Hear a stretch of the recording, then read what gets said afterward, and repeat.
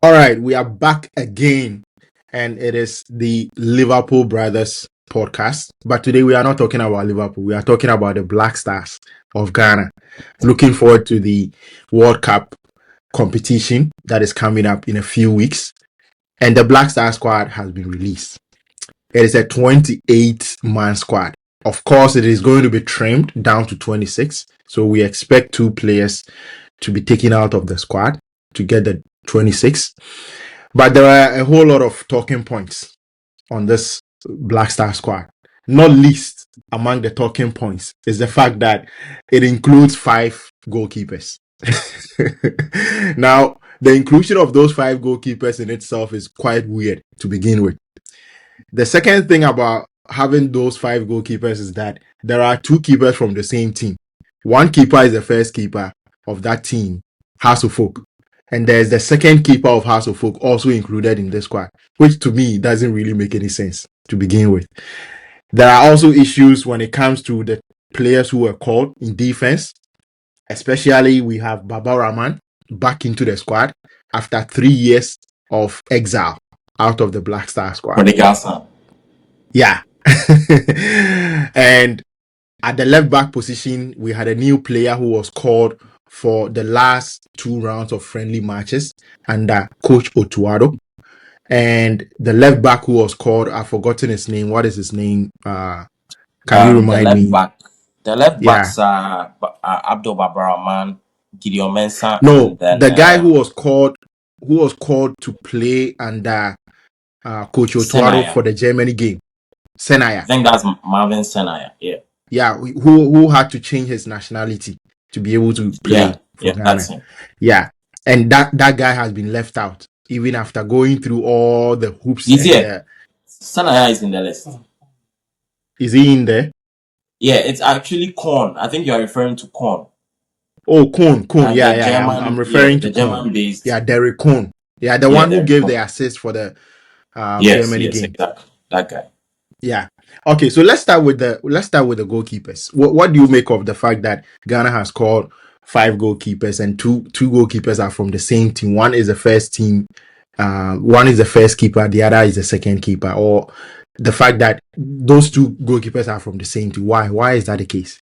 I think personally, it's a bit of a nonsense for me. I think it's a waste of our time. So what are you basically telling Ghanaians? How many clean sheets that Hasselhoff have? Then it might probably mean Hasselhoff hasn't considered a goal if 2 of their goalkeepers are in here as the best, 2 of the best goalkeepers we have as a country. A team that plays in the Ghana Premier League, their first goalkeeper and second goalkeeper, they have 2 of the best goalkeepers we have in Ghana. Wow, that's really incredible. That's an achievement for Accra Hasselhoff to have 2 of the best goalkeepers in Ghana in their team. I think that the purpose of the 5 goalkeepers, I don't get a point of that. First of all, we submitted a list of 55-man squad to FIFA before we trimmed it down.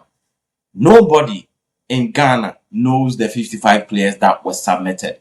So we submit a 55-man squad list, but the residents in the country, those that you are accountable to, we did not see the 55-man squad.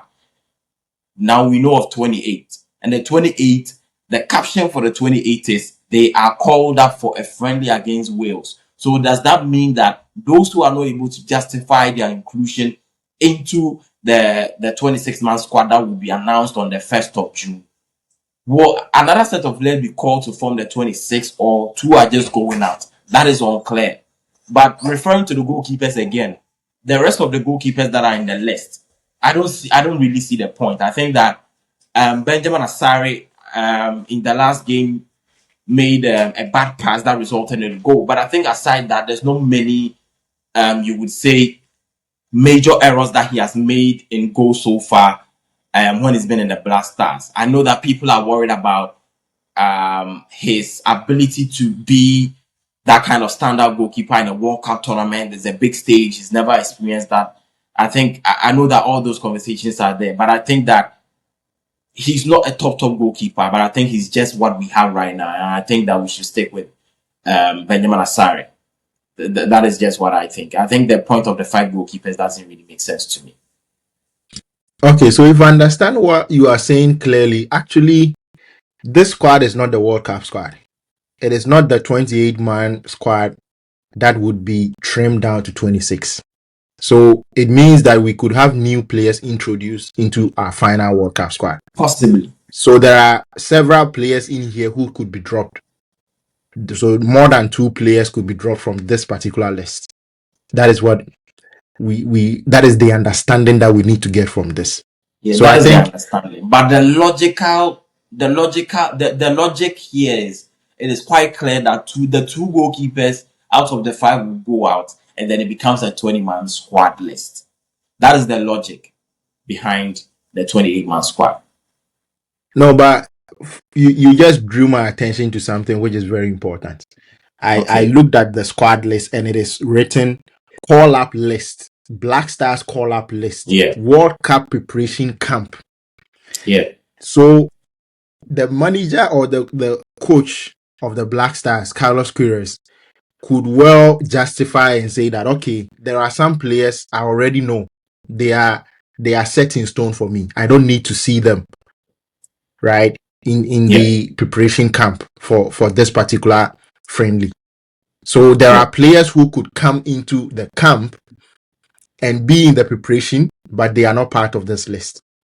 So, for Possibly. example, Derek Cohn could be part of the list. He's going to the World Cup, but they've already assessed him. They know he's going to be good enough to play. Okay, he decides, let me look at Baba Rahman and Gideon Mensah. And after I look at them, maybe I'll take one of them out, bring in Derek Cohn, and drop the 2 keepers out of the 5 keepers. That is possible. Based on what they've put out, there is no restriction. There is nothing that restricts them from sticking to this squad and dropping only 2 keepers and keeping the rest. There's nothing based on the explanation that you just gave.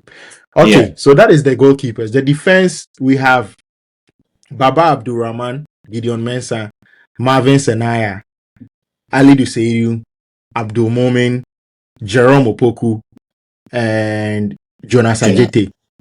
We also have Kojo Pepra, Alexander Jiku. Those are the defenders, I think.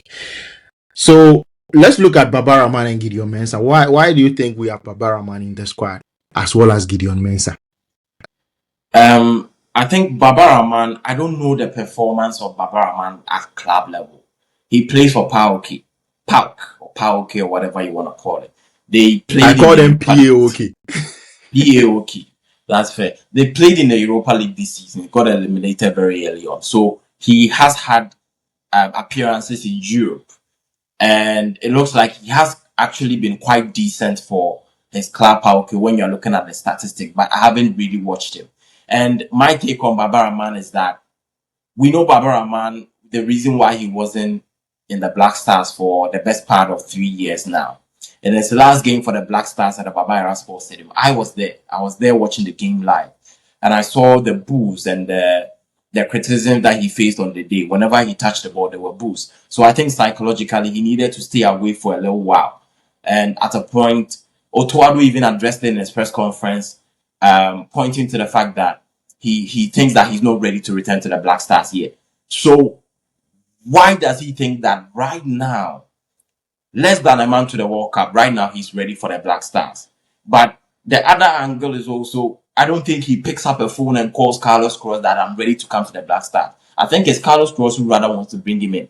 If Carlos Queiroz thinks that his performance at club level warrants a call-up, I don't have a problem with Baba Rahman coming into the team. I know people say he didn't play the qualifier. Forget about all of that. We need the best people available to go to the World Cup. It's the manager that we've appointed.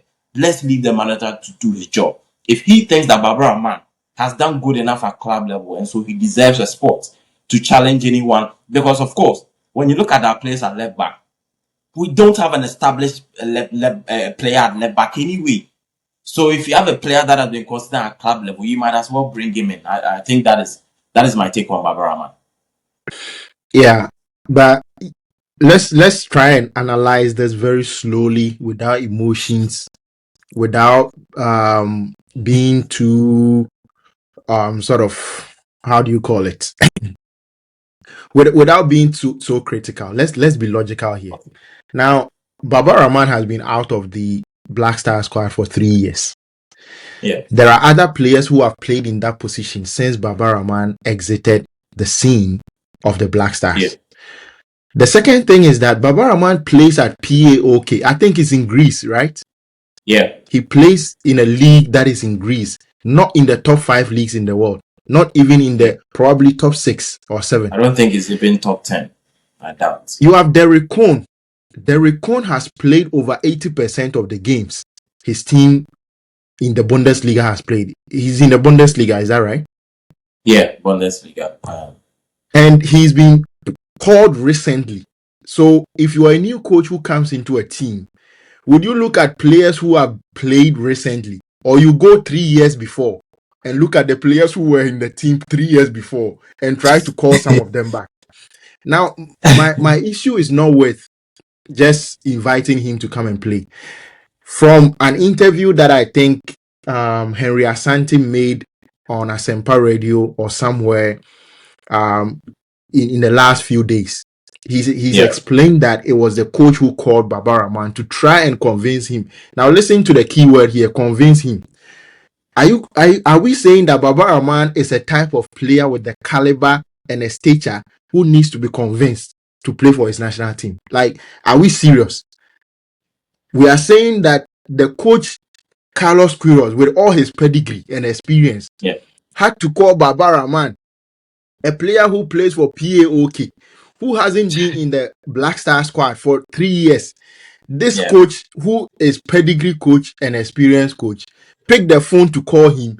And on top of that, he didn't just call him to tell him to come and play. He tried to convince him. Like, does this really make sense to you? As someone who can think logically, for me, it doesn't make sense to me that a new coach will come in, go as far back as 3 years ago, look at a player who plays in Greece, compared to, even though he has a player who plays in the Bundesliga consistently, he can play. And he is going to tell that 3 years ago player to come in, beg him, and all that. I mean, when Baba Rahman was playing for the Black Star, what was his performance? So are we trying to say that the manager has seen something special in Baba Rahman that he cannot find anywhere else in this world, as in the left back position? And for that reason, he went back to convince him. For me, it doesn't really make sense. But let's move on. Do you have anything else in terms of the defense to say about any of the call-ups in the defense? Anyone you think should have been called that wasn't included in this defense? There's not really anyone that I think should have been called and is not here. Abdul Momen is one player that I really liked the first time I saw him. I didn't even know he was Ghanaian. I liked him the first time I saw him at Rayo Vallecano. He has a Conference League final to play against Crystal Palace. All the best to him for that. But I was looking at some of the centre back pairings and who would pair Alexander Jiku, and the quality in the centre back areas is not great. It's not great. So there's not really much I can pick out from the centre back areas. Right back, Ali Duseidou, he's not been playing for Rennes in the French League. It's a worry. The quality at our defensive area is really a worry. But I don't think there's not not really a notable person in here that I think has missed out. Okay. Now let's look at the midfield. So in the midfield, we have Elisha Owusu, Thomas Partey, Kwesi Sibo, Augustin Boache, Caleb Irinchi. And yeah, I think that is where it ends. So the rest are the forwards. So when we look at the midfield, do we think we have a good enough midfield to compete in this World Cup? For me, the midfield is quite weak, if you ask me. I don't know why Majid Ashimeru is not in this midfield. It looks like there are too many defensive-minded players in the midfield. Elisha Owusu is defensive-minded. Kwesi Sibo is defensive-minded. Caleb Irinchi, to some extent, is defensive-minded. I don't know about Augustin Boache. But I think that at the very least, we should have seen Majid Ashimeru in this midfield. What do you think? Yeah, I think Ashimero should have been in the list as well. And then you wonder the match that they played against Mexico. What was the point of that game if players that show glimpses of that game are not here? You read the quote from Keto Kreku, the release that he did on X, and then it says it was preparation for the under 23 squad. But you look at this squad and the team that played against Mexico, and there were only 3 under 23 players in there. So what was the whole point? I don't actually get some of the decision making. I'm looking at the midfield, and I think Actually, let's address that comment that it was preparation for under 23. I think that is yeah, there's if that is the case, if it is true that this was a preparation game, the game against Mexico for under 23s, yeah, then the GFA itself is confused and they misinformed everybody because I listened to the commentary, I watched the game. The commentators kept saying this is a Black Stars against Mexico. They kept mentioning Black Stars, Black Stars. They never mentioned Black Meteors. They never said this is under 23. So if that is the case, then they misinformed the Mexicans. They also misinformed Ghanaians because when they put out the squad for that tournament, did they mention on their squad list that this is under 23? They said it was Black Stars. yeah.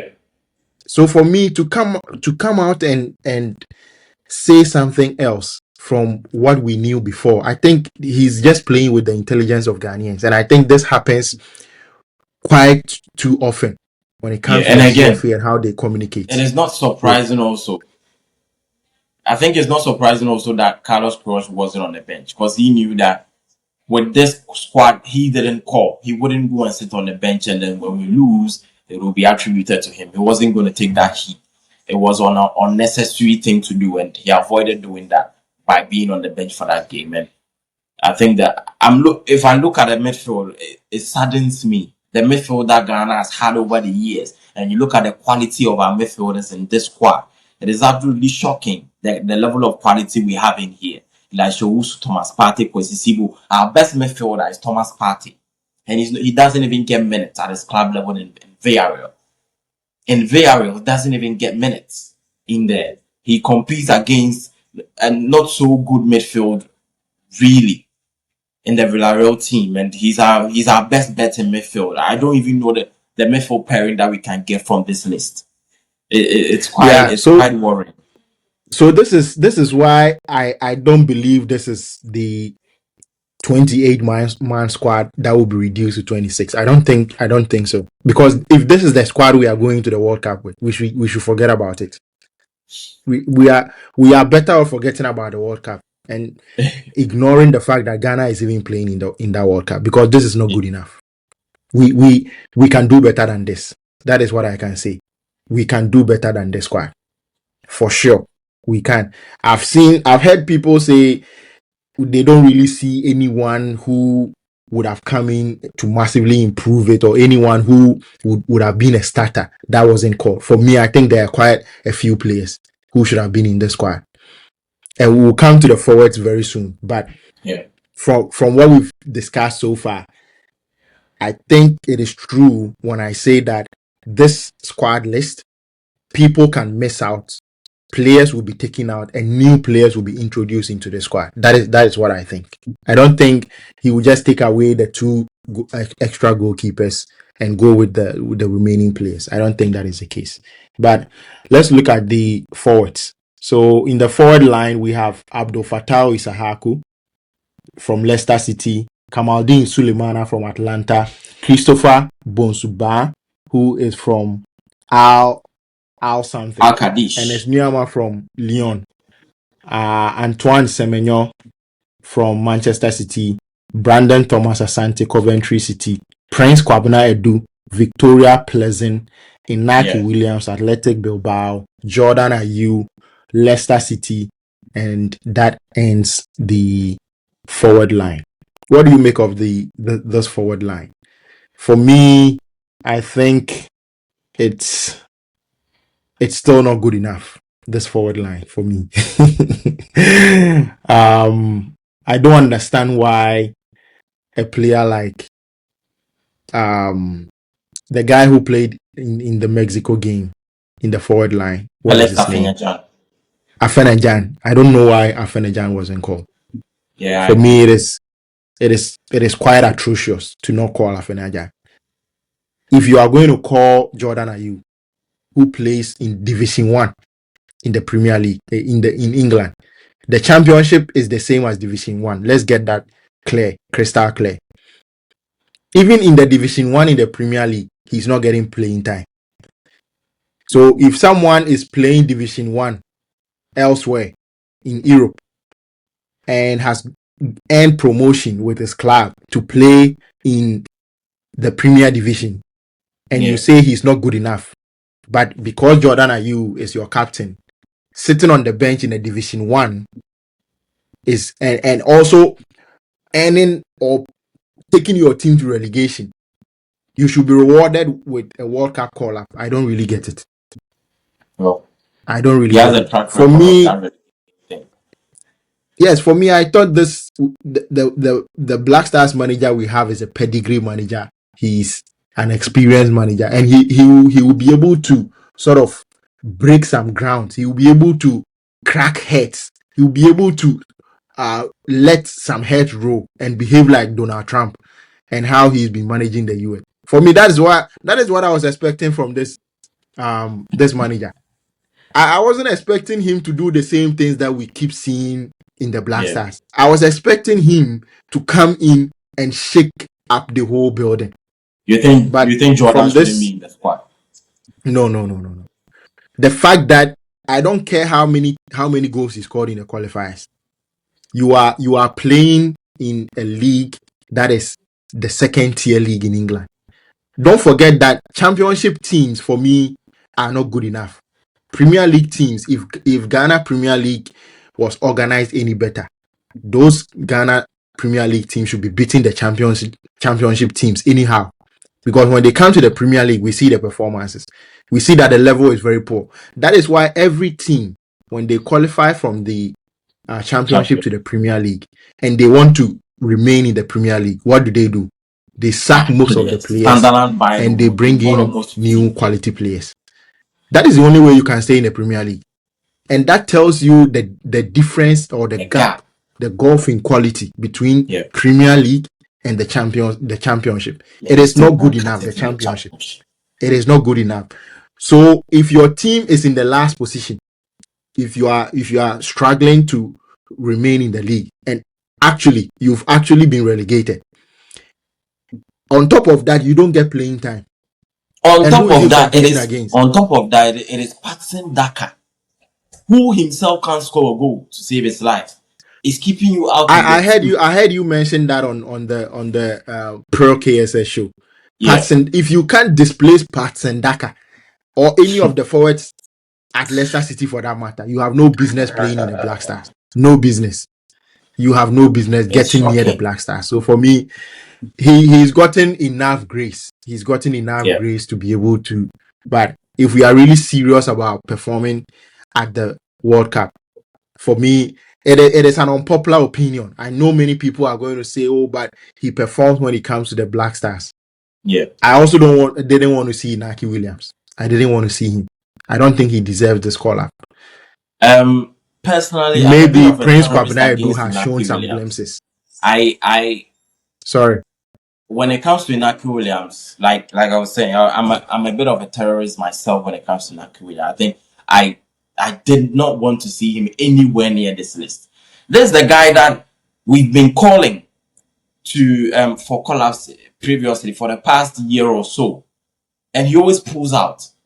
We call him, he pulls out of the squad for fitness issues and whatnot. That is fine. He may not have been fit, but we know he ain't pulling out this time. He will definitely not pull out this time.